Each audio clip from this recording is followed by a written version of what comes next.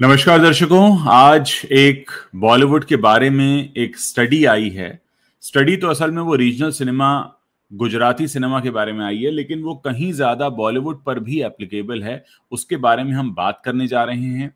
ये आर्टिकल हम आपको बीच बीच में दिखाएंगे भी और आपको बताएंगे, समझाएंगे कि कैसे ये बॉलीवुड के लिए एक बड़ा सबक हो सकता है। बात यहाँ पर ये की गई है, इसका टाइटल ये है कि what would it take for Gujarati cinema to make its own Kantara. तो जिस तरह से कन्नड़ा सिनेमा ने कांतारा जैसी फिल्म बनाई और पूरे दुनिया को, पूरे देश को ये संदेश दिया है कि अगर आपके अंदर कन्विक्शन है तो कोई भी कहानी, चाहे वो आपके गांव की क्यों ना हो, जिसके बारे में किसी ने कहीं दूर सुना ना हो, लोग उसका भी इंतजार करते हैं। और कांतारा ने जिस तरह से इतिहास रचा है, उसके पीछे का पूरा गणित क्या है, कैसे ये तैयारी हुई, कैसे बाकी के जो क्षेत्रीय सिनेमा हैं या हिंदी सिनेमा इससे सबक सीख सकते हैं, इन सारी चीजों पर हम डिटेल में बात करेंगे। और हमारे साथ रवि जी रहेंगे जिसके बारे में बात करेंगे। कुछ मुख्य पॉइंटर्स हैं जिन पर हम बात करने वाले हैं, वो मैं आपको एक एक करके बता देता हूं। इसमें जो पूरा आर्टिकल है, ये इस बात पर लिखा गया है कि दर्शकों को तैयार करना जरूरी है। दर्शकों को सिर्फ खुश करना जरूरी नहीं है। फिल्म मेकर को दर्शक खोजने नहीं चाहिए बल्कि तैयार करने चाहिए।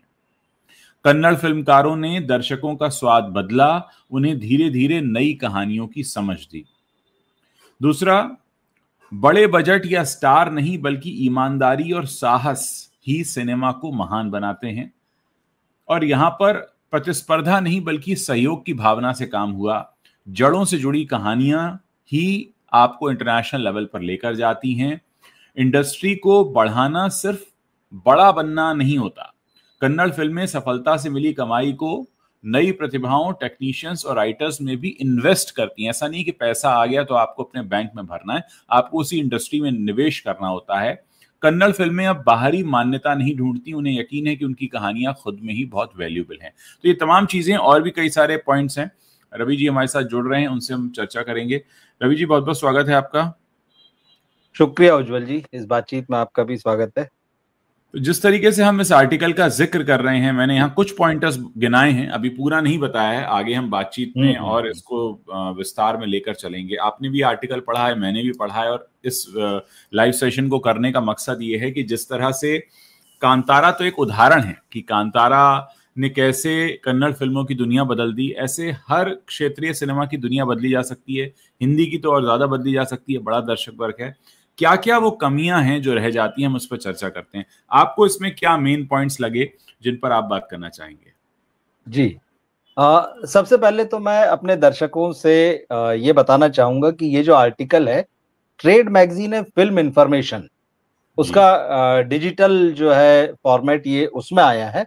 और कोमल नाटा जो फेमस ट्रेड एनालिस्ट हैं, कल उन्होंने इसको शेयर किया था। अपनी मैगजीन का जो लिंक वो शेयर करते हैं आर्टिकल्स का, है जो फिगर्स आते हैं रिव्यूज, तो कल ये आर्टिकल पढ़ा मैंने जब उन्होंने शेयर किया, और मुझे ये इंटरेस्टिंग लगा। मुझे लगा कि जो अभिषेक जैन गुजराती फिल्मों के प्रोड्यूसर और डायरेक्टर हैं, उन्होंने कन्नड़ फिल्म इंडस्ट्री के थ्रू और खास तौर पर कांतारा की सक्सेस जो है उसको बेस बनाते हुए, और कन्नड़ इंडस्ट्री ने किस तरह से ग्रो किया है और आज उसने बड़ी जगह बना ली है उसने इंडियन फिल्म इंडस्ट्री में, तो उसकी सक्सेस की उन्होंने स्टडी की है। अपने विचार उन्होंने इस आर्टिकल में, इस ब्लॉग में रखे हैं, जिसको यहाँ पर जो है इन्होंने रिप्रोड्यूस किया है अपने, उनका जो ब्लॉग है कोमल नाटा जी ने। तो ये वाकई मतलब सिर्फ गुजराती फिल्म इंडस्ट्री के लिए नहीं है, ये बॉलीवुड के लिए भी है, या फिर ये दूसरी फिल्म इंडस्ट्री, क्योंकि रीजनल फिल्में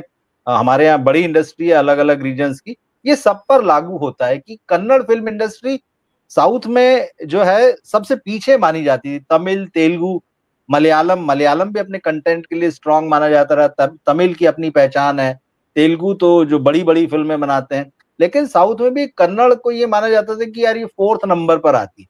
लेकिन जिस तरह से कन्नड़ ने राइज किया है और केजीएफ से लेके कांतारा तक और तमाम बड़ी फिल्में दी हैं इधर, तो सबका ध्यान खींचा है। तो उसमें उन्होंने अभिषेक जैन ने यही बताया कि किस तरह से कन्नड़ वालों ने सिर्फ फिल्में नहीं बनाई, उन्होंने ऑडियंस भी बनाए हैं। और यही सबसे इंपॉर्टेंट चीज है, मुझे लगता है बॉलीवुड को सीखने की जरूरत है। हम अलग अलग पॉइंट्स पे आगे आएंगे इसमें।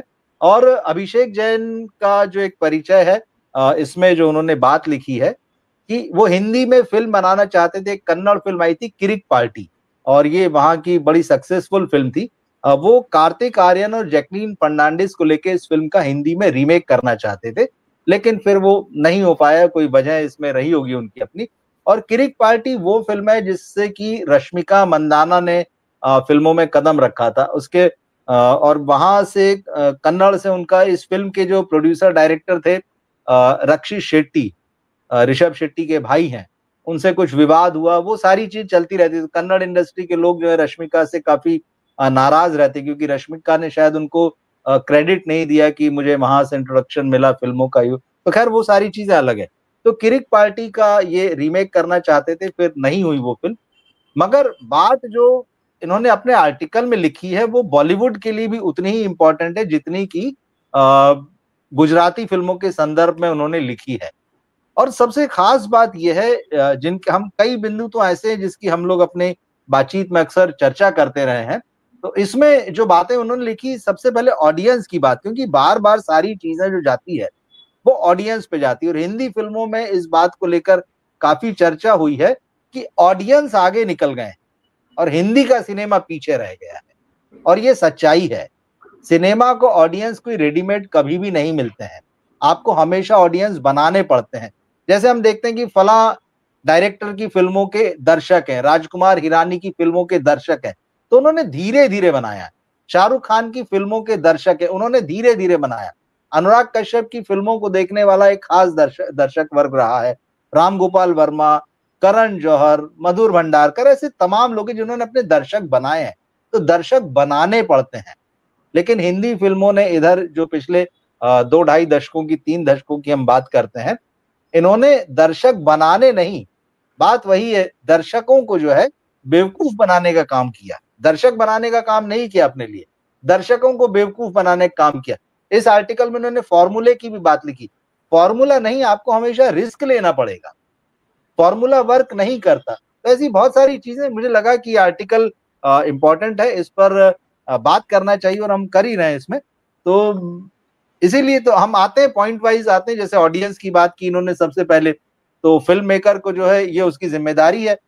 अब ऑडियंस के मामले में यही है कि फिल्म मेकर अगर अपने ऑडियंस के साथ ग्रो नहीं करेगा, या जिस तरह का सिनेमा वो बनाना चाहता है ऑडियंस तक रिस्क लिए बगैर नहीं ले जाएगा, तो वो ना तो अपने ऑडियंस को बना सकता है, ना अपने ऑडियंस को जोड़े रख सकता है। और सिनेमा जो बनाने वाले मेकर्स हैं, उनको भले ही लगे कि भाई दर्शक तो क्या है, जो हम देते हैं वो देख लेते हैं, लेकिन दर्शक सिर्फ फिल्म नहीं देख रहा है, दर्शक जो है इस दुनिया को देख रहा है। तो दर्शक अपने साथ दुनिया के अनुभव लेते हुए लगातार आगे बढ़ता रहता है। और मुंबई या और बॉलीवुड वाले दर्शकों के निर्माता निर्देशकों के बारे में बहुत साफ है कि ये दुनिया नहीं देखते हैं। धीरे धीरे हो ये गया है कि सिर्फ ये जुहू और बांद्रा का सिनेमा बनाते। तो आप सोचिए कि हिंदी का दर्शक और हिंदी का फिल्म मेकर कितने अलग अलग डायरेक्शन में चल रहे हैं। और यही वजह है कि आज फिल्म इंडस्ट्री इस हालत में खड़ी है कि दर्शक उसके पास नहीं है, बल्कि दर्शकों ने उसको ठुकरा दिया एक तरीके से। आज तरस रहे हैं आप अपने दर्शकों के लिए कि कोई एक अच्छी फिल्म ऐसी हम बना सकेंगे जिसको देखने के लिए दर्शक टूट पड़े। रेयर सीन हो गया है पिछले कुछ सालों में। देखिए, इसमें जो एक और मुख्य पॉइंट है, सबसे पहला तो आपने डिस्कस कर ही लिया कि किस तरीके से दर्शक बनाने की जरूरत है, और किस तरह से बॉलीवुड को भी इसी तरह अपने नए दर्शक बनाने होंगे। कहते हैं ना, उन हर तरह की फिल्म की एक ऑडियंस होती है, हर तरह के डायरेक्टर की। बहुत से लोग भंसाली की फिल्मों का इंतजार करते हैं, एक जमाना था लोग सुभाष घई की फिल्मों का इंतजार करते थे। तो वो जो एक सिनेमा होता है ना कि हमें उसका सिनेमा देखना है, तो आप अपने काम से ही वो बनाते हैं, आपका नाम जो जुड़ता है। अब हम आगे बढ़ते हैं, उसमें सीधे इस बात पर भी जोर दिया गया इस आर्टिकल में कि बड़े बजट या स्टार्स नहीं, बल्कि ईमानदारी और साहस सिनेमा को महान बनाते हैं। यानी आपकी रिस्क टेकिंग एबिलिटी कितनी है, आप कितना नयापन लाते हैं, कितना इनोवेटिव होते हैं, कितनी नई अप्रोच आप लेकर आते हैं। फिर इसमें बात की गई है कन्नड़ फिल्मों की, जैसे कांतारा, KGF, 777, चार्ली इसीलिए सफल हुई क्योंकि उन्होंने डर की बजाय विश्वास से काम लिया। यानी उन्होंने नए सब्जेक्ट को जब वो पेश किया तो उनके अंदर वो पैशन था, वो कन्विक्शन था कि हाँ, हम जो कहानी लेकर आ रहे हैं ये लोगों को समझ में आएगी। तो कहने का मतलब यह है कि अब जिस तरह से बॉलीवुड सेफ फार्मूले पर फिल्में बनाता है, चाहे शाहरुख हो, सलमान हो, ये सब के सब बड़े स्टार जरूर हैं, लेकिन ये लोग बड़े सेफ फार्मूले पर फिल्में बनाते रहे हैं। तो सेफ फार्मूला छोड़कर सच्ची कहानियां सुनाने का साहस दिखाना चाहिए, जो कि हिंदी फिल्म इंडस्ट्री में आमिर खान ने कई बार किया है। लेकिन आमिर खान को अगर छोड़ दें तो बहुत कम है। कुछ हद तक अक्षय कुमार ने कोशिश की, अलग अलग तरह की टॉयलेट एक प्रेम कथा जैसी फिल्म बनाई उन्होंने, और भी कई फिल्में बनाई जो सामाजिक मुद्दों पर थी, अलग तरह की कहानी कहने की कोशिश की। तो वो करना बहुत जरूरी है। दूसरा, इसमें एक और बात कही गई है कि जैसे कन्नड़ फिल्म इंडस्ट्री के जो निर्देशक और निर्माता हैं वो एक दूसरे की मदद करते हैं, उनके बीच में कोई कंपटीशन नहीं है। वो स्क्रिप्ट पढ़ते हैं, इन्वेस्ट करते हैं और बहुत ही पैशनेटली काम करते हैं। एक मजबूत पारिवारिक माहौल वहां पर तैयार होता है जो सामूहिक रूप से पूरी इंडस्ट्री को आगे बढ़ाता है।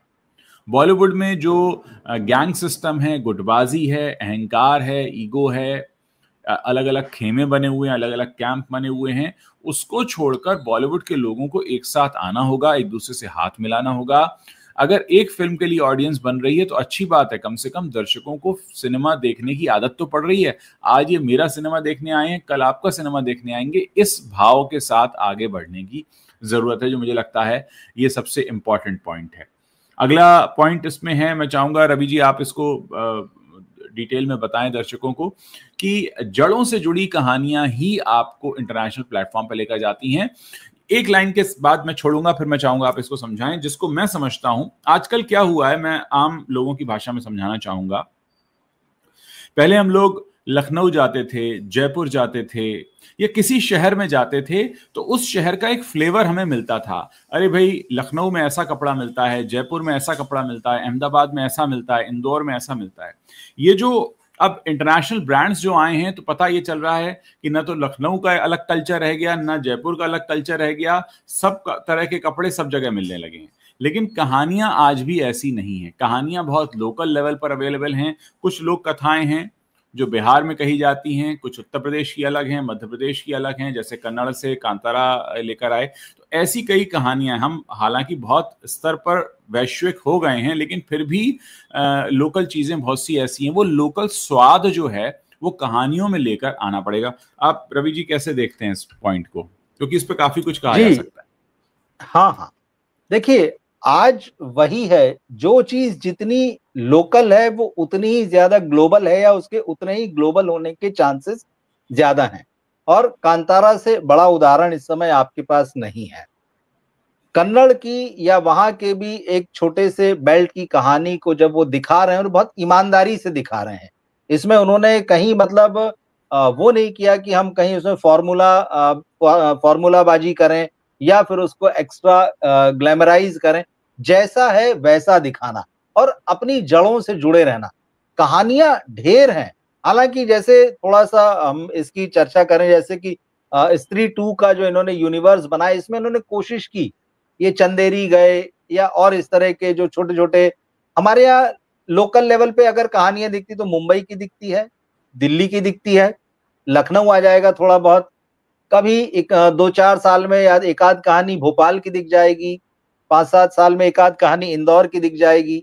मतलब इतना ही है, मतलब बहुत सीमित है। जबकि हिंदी का सिनेमा, क्योंकि पूरा उसकी बाउंड्रीज जो है, मतलब उसको पूरा इंडियन सिनेमा, ये हमेशा कहते रहे कि हम इंडिया को रिप्रेजेंट करते हैं, मगर आपको ये बड़ा मुश्किल होता है हिंदी के सिनेमा में देखना कि आप हिंदी का सिनेमा बना रहे हैं मगर उसमें जो है तमिलनाडु की कोई कहानी है या केरल की कोई कहानी। हालांकि जिस तरह से अभी परम सुंदरी आई या 2 स्टेट जैसी फिल्में, ये रोमांटिक और फॉर्मूलेबाजी वाली कहानियां हैं। यहाँ रिस्क नहीं है, यहाँ फॉर्मूले बहुत ज्यादा होगा, ये पंजाब चले जाएंगे, मतलब इन्होंने अपने आप को जो है बांध रखा है बहुत सारे फॉर्मूलाज में, ये रिस्क नहीं लेते हैं। जबकि आप बहुत छोटी छोटी, हमने कब जो है हिंदी सिनेमा में गांव की कहानी देखी। आमिर खान का नाम जैसे पीपली लाइफ में आपको मिलेगी, या उन्होंने लगान में एक बड़ा विलेज बनाया था, स्वदेश में आप जो देख लीजिए, चलिए आशुतोष गोवारिकर ले गए थे एक गांव की कहानी, लेकिन ये बड़े सितारों के साथ।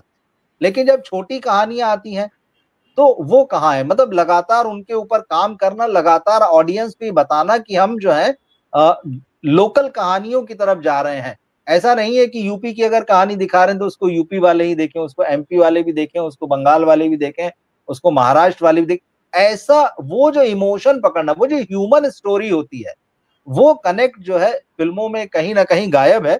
और ये जो है तभी आ सकता है जब मेकर्स जो है, जो खास तौर पे जो फिल्म का प्रोड्यूसर है, वो सबसे पहले भरोसा दिखाए कि यार अगर एक राइटर, एक डायरेक्टर मेरे पास एक कहानी लेकर आता है तो मैं उसमें इन्वेस्ट करूं, ना कि मैं किसी सितारे का जो स्टारडम है उसमें इन्वेस्ट करूं। सितारा आता है, वो अपनी शर्तों के साथ आता है, उसको लगता है अरे यार मैं कैसे जो है अपना जो सुटेड बूटेड वाला जो मामला है या जो हीरोइज्म वाला मामला है उस अपने अवतार को छोड़ के मैं किसी एकदम से गांव के या किसी लोकल अवतार में चला जाऊं। वो जो अपनी शर्तों के साथ आता है, उसको उससे थोड़ा सा आपको बचना होगा। आपको ये देखना होगा कहानी की क्या डिमांड है। तो सबसे पहले ये प्रोड्यूसर की जिम्मेदारी, और आजकल प्रोड्यूसर जो है बहुत इंपॉर्टेंट हो चुके हैं। कई जगहों पर तो हम देख रहे हैं कि वो डायरेक्टर से ज्यादा राइटर तो खत्म ही हो चुके हैं। राइटर को मतलब एक तरीके से माना ही नहीं जा रहा कि उसकी जरूरत है, जबकि सच्चाई यही कि कहानी वही लेके आएगा आपके पास। आपके पास वो विजन नहीं है, हम बार बार देख रहे हैं कि आप फेल हो रहे हैं। तो सबसे पहले जो है ऐसी कहानियों पर भरोसा दिखाना होगा जो कि बहुत यूनिक हो, जो कि लोकल हो, मगर जिनके अंदर ग्लोबल की संभावनाएं हो। अब ये भी आपको पहचानना पड़ेगा। और फिर वही बात है कि सिनेमा रिस्क है, वो आप बहुत सेफ होकर नहीं खेल सकते। और जरूरी है क्या, आप बताइए कि क्या जरूरी है कि आप 400 करोड़ का ही सिनेमा बनाए? क्या आप 100 करोड़ का ही सिनेमा बनाए? क्या आपको किसी ने लिख कर दिया है, किसी डॉक्टर ने आपसे कहा है कि नहीं 100 करोड़ से कम का बनाओगे तो तुम्हारी तबीयत खराब हो जाएगी? नहीं भाई, आप छोटी फिल्में क्यों नहीं बनाते हैं? आपको क्यों लगता है कि आप 100-200 करोड़ की फिल्म बना के 1000 करोड़ ही अंदर कर लिए जाए? नहीं, ये जो अंदर कर लिए जाए वाली मानसिकता जो है ना, ये पैसा लगा के वो जो रिटर्न लेना है, इसमें आर्टिकल में एक और आया है आरओआई, जो रिटर्न ऑफ इन्वेस्टमेंट हाँ होता है, हाँ उसमें हाँ। आरओवी आया है, रिटर्न ऑफ विजन। आप एक विजन, वो जो विजन आप देंगे उससे क्या रिटर्न आ रहा है वो देखिए, उस पे इन्वेस्ट करना शुरू कीजिए। तो ये बहुत यहाँ जरूरी चीज है जी। दो चीजें कहना चाहूंगा। एक तो हमारे दर्शक हैं, हम्म, उनका मैंने कमेंट लिया है। इनका ये कहना है कि दर्शकों को भी चाहिए कि वो जिस तरह से शाहरुख सलमान की फिल्मों के लिए क्रेजी होते हैं, वो ऐसी कहानियों के लिए भी क्रेजी हों, तो थोड़ा सा धक्का वहां से भी लगेगा। डेफिनेटली इसकी बिल्कुल जरूरत है। इसके अलावा जिस पॉइंट पर आप बात कर रहे थे कि फिल्म कई बार बनने से पहले उसे बनाने वाले अपनी जेबें भरना चाहते हैं, मैं अपने दर्शकों को यहां रुककर एक और तस्वीर दिखाना चाहूंगा बॉलीवुड की, क्योंकि हम रोजाना देखते हैं ऐसे लोगों को। बहुत से ऐसे लोग बॉलीवुड में घूम रहे हैं जिन्होंने पिछले 2 4 5 साल में कोई फिल्म नहीं बनाई है, फिर भी वो कमाई कर रहे हैं। जानते हैं कैसे? वो एक प्रोजेक्ट बनाते हैं, किसी मोटे मुर्गे को फांसते हैं, उससे साइनिंग अमाउंट लेते हैं और बैठ जाते हैं कि सर देखिए आपकी पिक्चर हमने बताया था कि 10 करोड़ में बनेगी और हमने 1 करोड़ का साइनिंग अमाउंट ले लिया। अब वो 10 करोड़ को 12 करोड़ 15 करोड़ बजट हो गया, 20 करोड़ हो गया। मतलब उनको फिल्म बनानी ही नहीं होती है। असल में ऐसे लोग मार्केट में भरे पड़े हैं जिनको फिल्म नहीं बनानी है, वो सिर्फ साइनिंग अमाउंट पर सर्वाइव कर रहे हैं। बड़े बड़े लोग हैं, जितने बड़े नाम हैं उतने ही बड़े नाम ऐसे भी हैं जिनको 4 5 फिल्मों का सिर्फ साइनिंग अमाउंट वो घुमाते हैं इधर से उधर। यानी पिक्चर जो है वो सिर्फ डिस्कस होती है, उसका प्लान बनता है, बजट अप्रूव होता है, शुरू कभी होती ही नहीं। अगर कुछ फिल्में शुरू हो भी जाती हैं तो शुरू होने से शुरू होने के समय ही कैसे वो मिडिल मैन अपना पैसा निकाल ले। मतलब किसी को इतना सब्र ही नहीं है, इंतजार ही नहीं करना है कि प्रोजेक्ट बने, रिलीज हो और फिर होने वाली कमाई से अपना हिस्सा लिया जाए। वो पहले ही 5 करोड़ की फिल्म को 10 करोड़ का दिखाकर अपनी जेब में 5 करोड़ रुपए रख लेना, ऐसे लोग बहुत से उन लोगों की हिम्मतें तोड़ देते हैं जो कि नई कहानी कहना चाहते हैं, लेकिन उनको मौका नहीं मिल पाता क्योंकि उन्हें जो मिडिल मैन ऐसे मिल जाते हैं बीच में जो अपनी जेब भर लेते हैं। मतलब फिल्म बनी ही नहीं पर उनकी जेब में पैसा आ गया।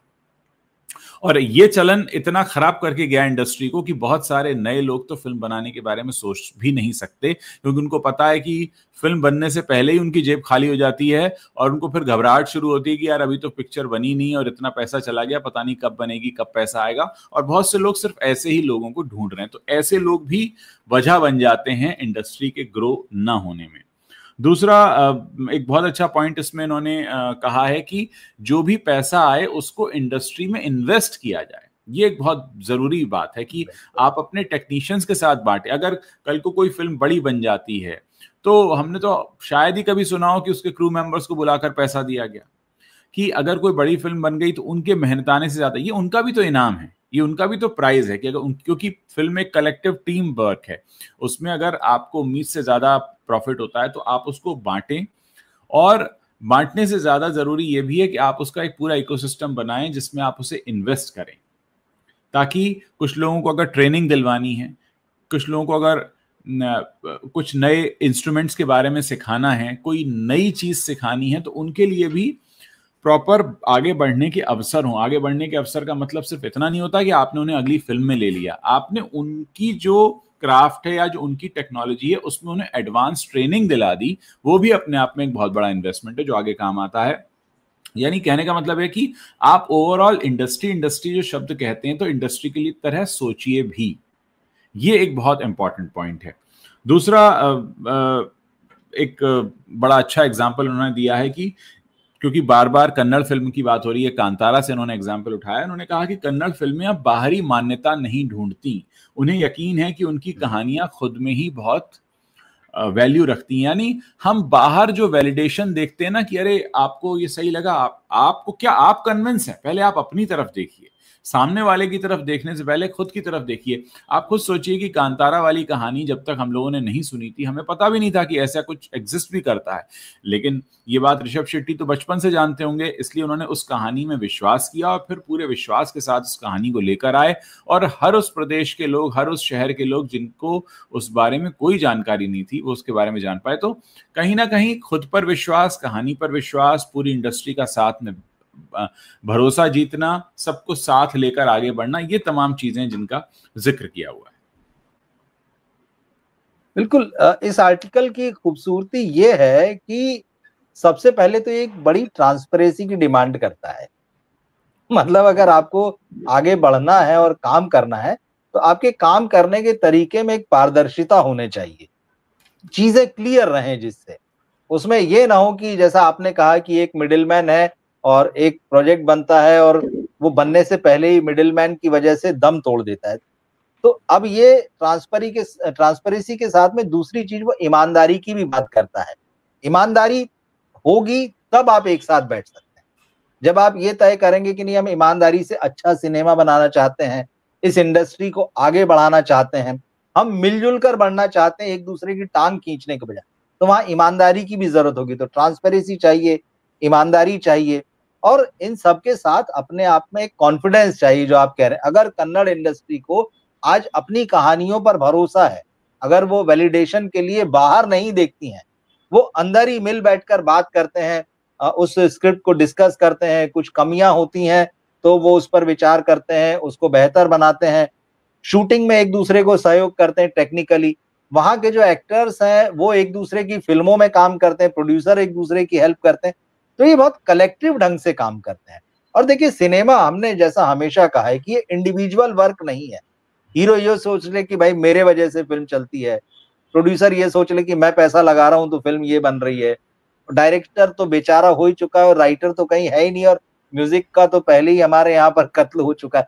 हमारे यहाँ बहुत सारा काम करने की जरूरत है, और ये आर्टिकल मतलब लंबे समय बाद मुझे लगा कि बड़ी कंस्ट्रक्टिव बातें कर रहा है। अब ये नहीं कह सकते कि अरे इस दौर में हम क्या करें। ये जो आर्टिकल है, इसको अगर ध्यान से पढ़ा जाए तो ये आपको बहुत सारे रास्ते दिखाता है, और मुझे पूरा भरोसा है कि ये आर्टिकल इस इंडस्ट्री में तमाम लोगों के पास गया है, क्योंकि कोमल नाटा जो अपने व्हाट्सएप ग्रुप में उनके इंडस्ट्री के तमाम प्रोड्यूसर, डायरेक्टर, राइटर, एक्टर सब लोग हैं, और सबके पास गया होगा। मुझे नहीं पता कि कितने लोगों ने इसे पढ़ा होगा या खोल के भी देखा होगा, और पढ़ा भी होगा तो कितने लोगों ने इस पर विचार किया होगा, कितने लोगों ने आपस में बात की होगी कि यार हाँ, इसमें कुछ रास्ते दिखते हैं हमको, उन्हें फॉलो करना चाहिए, या एटलीस्ट कम से कम बैठ के एक बार हम सोचें तो कि हमें क्या करना है। बॉलीवुड का एक संकट सबसे बड़ा ये भी है कि जो पढ़ने वाला मामला है, हमने दिन में भी इस पर बात की थी, हम लोग बात कर रहे थे। हाँ। पढ़ने लिखने से एकदम एक तरीके की दुश्मनी हो गई। पढ़ना लिखना है तो सिर्फ यही है कि पीआर से अपने बारे में अखबार में, किसी पोर्टल पर, किसी मैगजीन में छपवा लो और वही पढ़ो जो अपनी तारीफ में लिखा है। तो ये आगे बढ़ने के रास्ते तो खुद ही बंद कर चुके हैं। मुझे लगता है पढ़ना चाहिए। जो भी लोग हमको सुन रहे हैं तो कम से कम अब वो इस आर्टिकल को पढ़ें, और बात वही है कि देखिए जो सारी बातें हैं ये ऐसा नहीं कि कोई बहुत एक्सक्लूसिव है। इंडस्ट्री में क्या होता है, जो बातें आपने कही है सबको पता है कि कैसे मिडिल मैन है, कैसा ग्रुपिज्म है, कैसे सबके सब अपने अपने ईगो है, कैसे जो है यहाँ पैसों की एक तरह की बंदरबांट है, वो सबको पता है। लेकिन उसका रास्ता क्या है? तो सबसे पहले आपको अपने जो ईगो छोड़ना पड़ेंगे, जो आपके अपने अपने स्वार्थ हैं वो छोड़ना पड़ेंगे। आपको ट्रांसपेरेंसी लानी होगी अपने काम करने के तरीके में। आपको सिनेमा के बारे में सोचना होगा कि भाई जो लोग हमारे साथ काम कर रहे हैं, सिर्फ हम ही आगे ना बढ़े, वो भी आगे बढ़े। तो ये सारी चीजें, ऐसा नहीं कि इसमें कुछ नया है। हाँ, नया इसमें यह है कि आपको एक सोच है कि अब दर्शकों को जोड़ना है, क्योंकि दर्शक आपसे छूट गए और दर्शकों को कैसे जोड़ा जा सकता है उसके बारे में भी यहाँ दिया गया है। सबसे पहले आपको अपनी कहानियों पर भरोसा करना है, वो कहानियां लाना है जो रीमेक ना हो, जो कि आप कर रहे हैं। इधर उधर से चुराए हुए आइडिया नहीं बनाना है, हमको मौलिक काम करना है। ऑडियंस जो है वो आपसे लगातार नए की डिमांड कर रही है और ये उसकी चॉइसेस में दिख रहा है। जिस तरह से वो हिंदी का सिनेमा छोड़ के दूसरी भाषाओं का, दूसरे देशों का सिनेमा देख रही हैं, ओटीटी पर जिस तरह का कंटेंट देख रही, तो साफ मतलब है ना कि भाई आप जो दिखा रहे हैं उससे वो सेटिस्फाइड नहीं है। आदमी नई नई कहानी देखना चाहता है। क्या हम रोज एक ही फिल्म देख सकते हैं? क्या हम रोज एक ही ऐसी कहानी को देख सकते हैं कि आज एक्स स्टार है, परसों वाई स्टार है, नरसों जो है जेड आ गया, फिर से एबीसीडी शुरू हो गई उसी कहानी पे नए चेहरों के साथ? नहीं भाई, हमको नई कहानियां चाहिए। और इधर साउथ की या जो रीजनल फिल्मों की जिनकी बात हुई है, वो वही है जिन्होंने आपको एक कोई नई कहानी कही दी है या मेकिंग का नया फ्लेवर दिया है, कुछ नया दिया है। तो हिंदी के लोग इस बात को भूल गए हैं कि यहाँ का दर्शक जो है कुछ नया चाहता है। उनको लगता है कि दर्शक बेवकूफ है, हम जो देते रहेंगे वो देखता रहेगा। ऐसा नहीं है। दर्शक ग्रो हो चुका है, आपने अपने आप को जो है ग्रो नहीं किया है, दर्शक ग्रो होके बहुत आगे निकल चुका है। तो ये सारी चीजें समझने की हैं दरअसल। यहाँ एक और चीज है कि आपको कंसिस्टेंट रहना होगा। ऐसा नहीं कि आपने एक बिल्कुल कांतारा बना बिल्कुल। ली, अब आपने कहा अब 10 साल की छुट्टी हो गई। आपको हर साल कम से कम हर जॉनर में, अब जैसे हम पिछले दिनों बात कर रहे थे, बच्चों के लिए सिनेमा बनता ही नहीं है, बच्चों के लिए फिल्म कहाँ नहीं बनती बनता है। है। मतलब मुझे तो याद ही नहीं आ रहा कि पिछले दिनों कभी कोई बच्चों के लिए फिल्म बनी हो। तो बच्चे अब आजकल किस तरीके का कंटेंट देख रहे हैं उस पर तो खैर एक अलग बहस हो सकती है। दूसरी बात यह कि एक लंबा गेम, अगर एक लंबी पारी आपको खेलनी है, तो पहली बात तो ये कि आपको हर जॉनर का सिनेमा बनाना होगा, हर साल बनाना होगा, हर बार बनाना होगा, और लगातार उस पर काम करते रहना होगा। और आप खुद खुद ही खुद के कंपटीशन अगर बनते हैं तो आप वहां जा सकते हैं जहां पर हम बैठकर ये बात करेंगे कि आप रिटर्न ऑन विजन, जो अभी आपने आपने भी जिक्र किया था कि जी। रिटर्न ऑन इन्वेस्टमेंट से बड़ी बात है रिटर्न ऑन विजन। आपने जिस विजन पे इन्वेस्टमेंट किया, इन्वेस्टमेंट यहाँ पे सिर्फ पैसे का नहीं है, यहाँ टाइम का भी है। आपने टाइम भी दिया, पैसा भी दिया। तो प्रोड्यूसर्स को कलाकारों और डायरेक्टर्स के विजन पर भी भरोसा करना पड़ेगा। आप कलेक्टिवली अगर कुछ सोच रहे हैं, क्रिएटिव काम अकेले एक व्यक्ति के बस का नहीं होता है। एक व्यक्ति सोचना शुरू करता है, बहुत सारे लोग कंट्रीब्यूट करते हैं, और सेफ नहीं सच्ची कहानियां चुनिए। ये सेफ है, ये बिल्कुल। सेफ है, ये चल रहा है, ये चल रहा है। सबको मालूम है शाहरुख खान रोमांटिक रोल करेगा तो पिक्चर चल जाएगी, इसलिए शाहरुख खान जीवन भर रोमांटिक रोल करते रहे। तो कौन सा आपने झंडा गाड़ लिया? आपने कुछ उसके बाहर जाकर क्यों नहीं किया? आपको भी अपने बारे में पता लगता, शायद आप कुछ और बेहतर कर पाते। एक सर्टेन उम्र निकलने के बाद आपको लगा अब मुझे एक्शन करना चाहिए, क्योंकि आपको लगा कि अब रोमांटिक वाली उम्र नहीं रही। तो वहां भी आप सेफ खेले। सेफ आप खेले जब तक यंग है, मैं रोमांस कर लूं, फिर जब बूढ़ा बूढ़ा हो जाऊंगा तो ये कर लूंगा। तो जब आप व्यापार की तरह कला को करते हैं ना, तो मशीन बन जाती है, फिर वो छापा खाना हो जाता है। तो दूसरा, एक ईगो जो है उसको छोड़ना पड़ेगा, अपने क्रिटिसिज्म को एक्सेप्ट करना पड़ेगा। आपको मानना पड़ेगा कि हाँ, मैंने ये काम क्रिएटिव किया है, इसमें मैंने अपनी पूरी ताकत लगाई है, लेकिन इसके बावजूद बहुत से ऐसे लोग होंगे जिनको वो काम पसंद नहीं आएगा। इसलिए नहीं कि उनको आपसे कोई समस्या है, उनको नहीं समझ में आया, तो आप उनके एंगल से भी समझें, उनसे पूछें अगर आपको समझ में नहीं आया तो क्यों नहीं आया, मैं कैसे सुधार कर सकता हूं। एक कहा भी जाता है कि हम तभी तक जिंदा हैं जब तक हम सुधार कर रहे हैं। जिस दिन हम में सुधार की गुंजाइश खत्म हो जाएगी, हम ऊपर चले जाएंगे। आदमी अंतिम समय तक इसीलिए सीखता है, अंतिम समय तक इसीलिए निखार लाने की कोशिश होती है।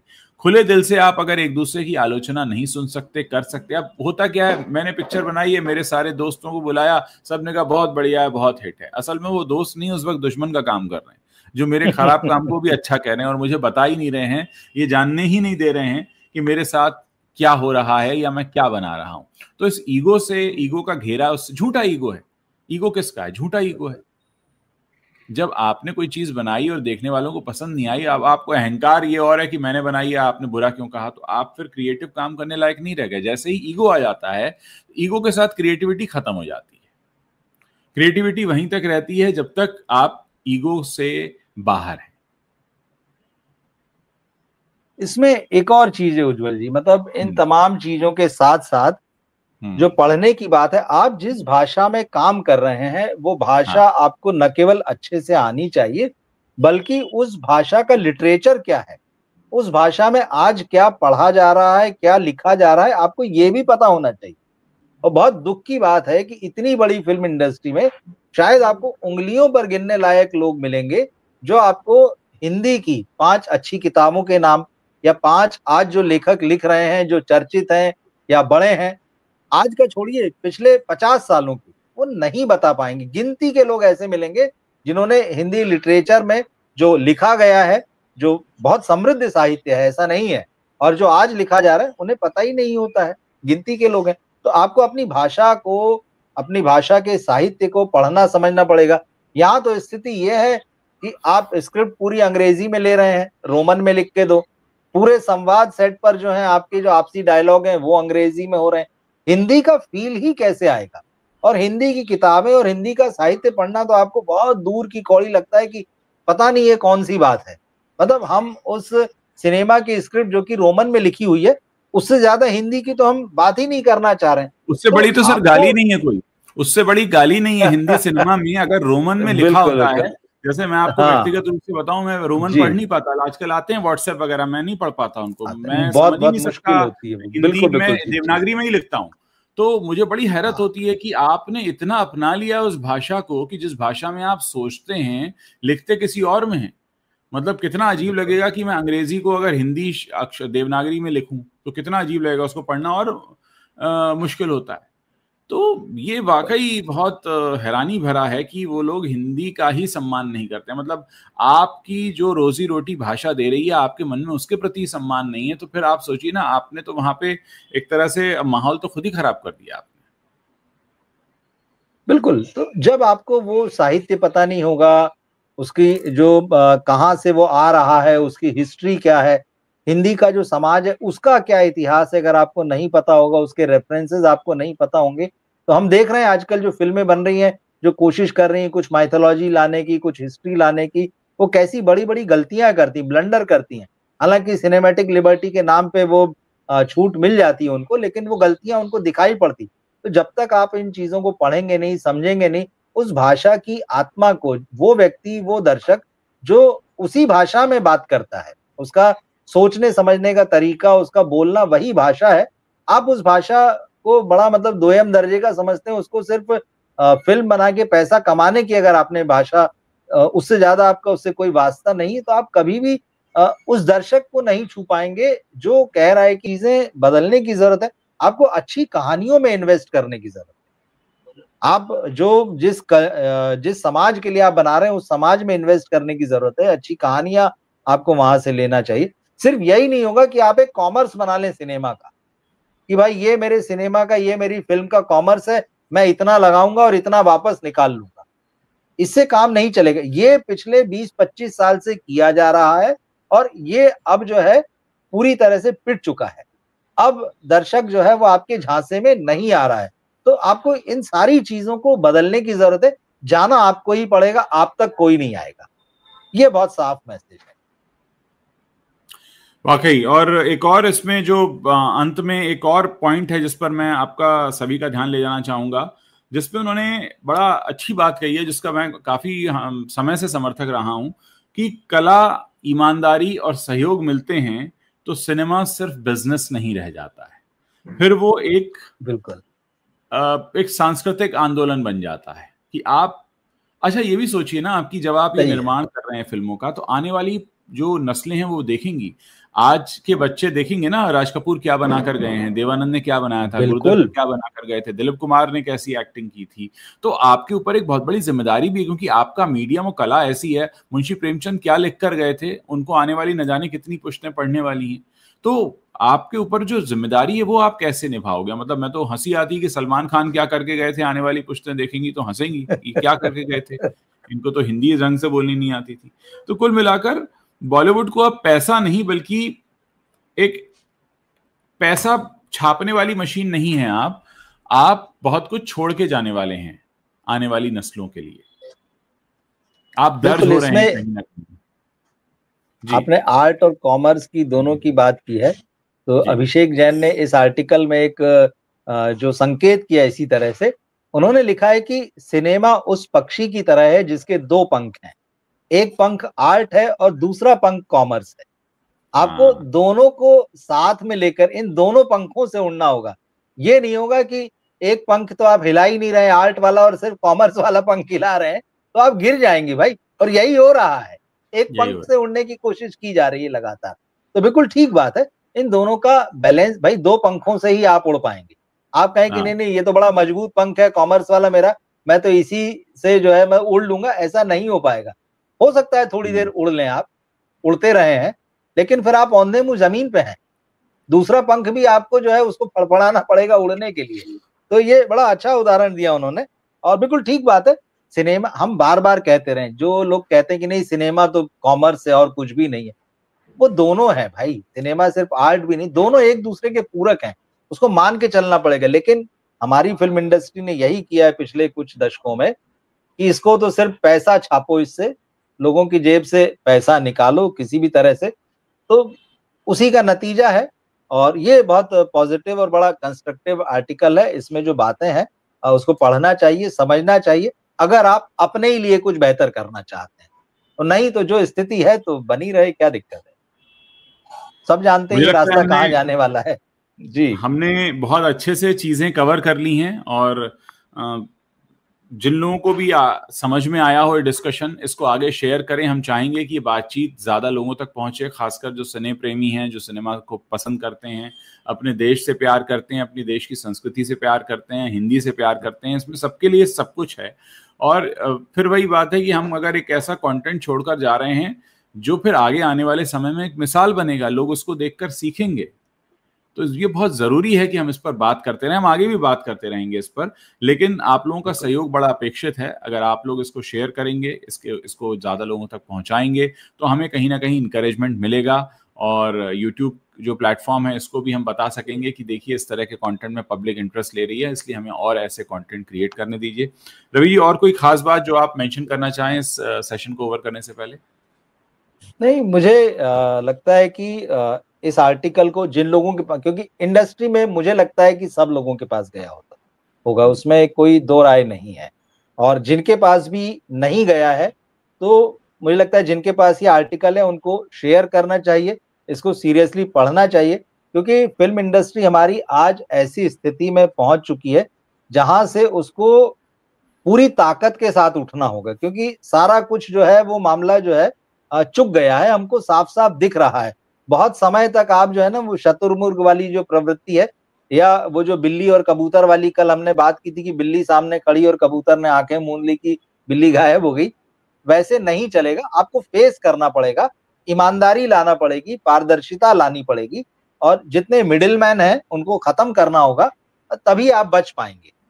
वरना तो बहुत मुश्किल है चीजें यहाँ से।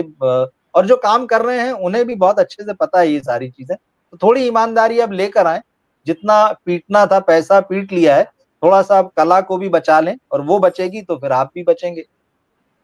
बहुत अच्छी बात कही आपने कि कला बचेगी तो फिर हम भी बचेंगे, और हमारी कहानियां, यानी हमारे वक्त की कहानियां आने वाली पीढ़ियों तक पहुंचेंगी। बहुत बहुत शुक्रिया रवि जी बात करने के लिए। दर्शकों का भी बहुत बहुत शुक्रिया।